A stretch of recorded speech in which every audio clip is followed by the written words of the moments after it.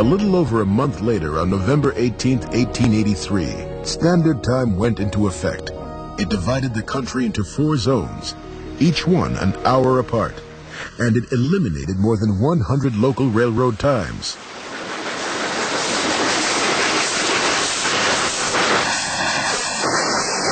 Other safety measures were also being adopted in the 1880s. More trains were using air brakes. Dangerous coal stoves were being replaced by steam heating systems. Old and brittle iron track was being converted to stronger steel. And a device called the torpedo signal was placed on tracks and burst when a train ran over it. This signal warned engineers that a disabled train blocked the track ahead.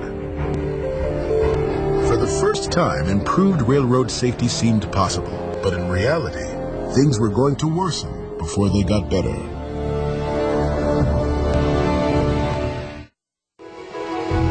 On a hot, dry August 10th in 1887, an excursion train from Peoria, Illinois was carrying 600 holiday-bound vacationers to Niagara Falls. At a quarter to midnight, the train was passing a number of culverts 3 miles beyond the town of Chatsworth when an engineer noticed a flickering light ahead. The railroad crews had been out burning weeds earlier in the day and had inadvertently set one of these culverts on fire. The engineer is moving along with his train and he sees a fire in the distance and then begins to realize that in fact it is the bridge he's about to cross.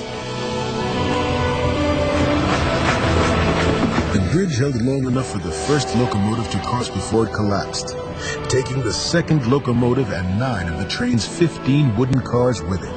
82 passengers died in the wreckage. Most of the victims were crushed as each car thrust itself into the one in front of it. Premier among the horrors of traveling in 19th century railroads was something we call telescoping. It results when a car is crushed and pushed ahead violently into the car ahead of it, like the sections of a telescope would if you were to collapse it. In such an accident, it was about 100% fatalities.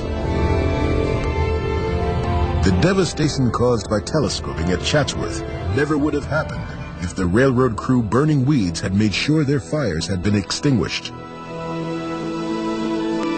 Another oversight by a railroad employee was the cause of a runaway train wreck in 1893. During the late 1800s, Walter L. Main was the proprietor of one of the largest train circuses in America. Among the troupe of 300 were midgets and acrobats, who performed gymnastic feats astride many of the show's 130 horses. The circus also featured a menagerie which included elephants, lions, a zebra, and other exotic animals. On the night of May 29th, the circus train was winding down the eastern slopes of the Allegheny Mountains toward the town of Tyrone when its brakes began to fail. Realizing his train was out of control, the engineer began to blow the whistle to warn the members of the circus and local inhabitants of a possible crash. An S-shaped curve at a point called McCann's Crossing proved to be too sharp. Car after car flipped off the track and plunged down a 40-foot embankment. When the roar of the crash subsided, 5 people were dead, and the bodies of 60 horses were strewn along the hillside. Other animals broke free and escaped. Hannah Friday went out to the barnyard to milk the cows. She saw a shadow out of the corner of her eye, and it was a Bengal tiger in full charge of her and the cow. She leaped from her milking stool and ran to the safety of the home, and her family could only watch as the Bengal tiger made breakfast of their cow. Before descending down the mountainside, a railroad superintendent had determined the train had sufficient braking power. However, he was never told that the train's cars were twice the length and weight of a normal car. Had he been aware of the potential problem, he would have increased the train's braking power by adding a second locomotive, and the Walter L. Main circus train most likely never would have derailed.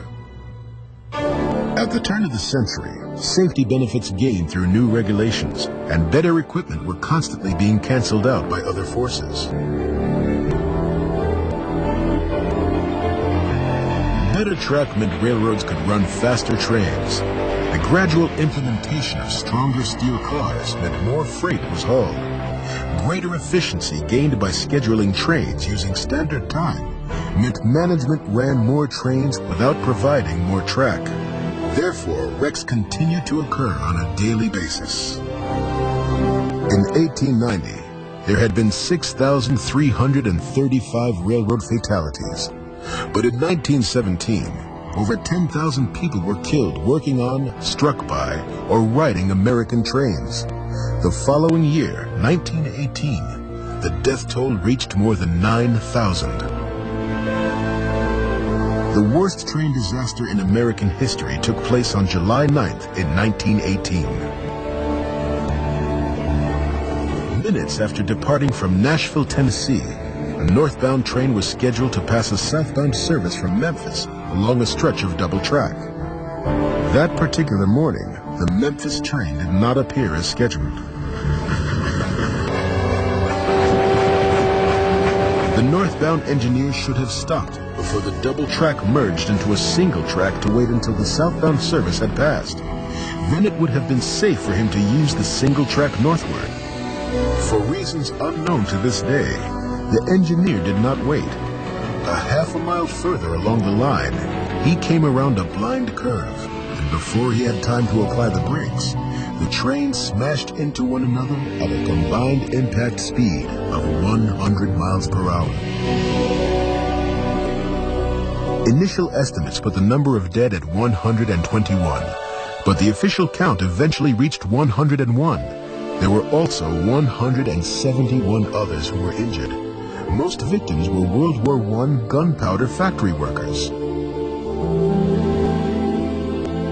An investigation of the crash concluded that the number of casualties at the Nashville train wreck would have been far fewer if the cars had been made of steel. The steel car was invented in the 19th century, but it didn't come into common usage on railways for a long time, and when it did come into use, it was mainly used for the more luxury cars, the Pullmans, the cars that the well-to-do of the day would ride in. In the 1918 wreck, most of the people who died were among the poorer folks who were riding in the wooden coaches.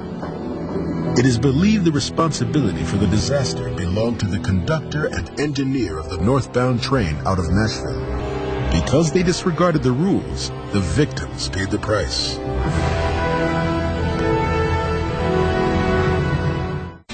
The standard length for a passenger car is 85 feet, but freight trains can run from 24 feet to 300 feet.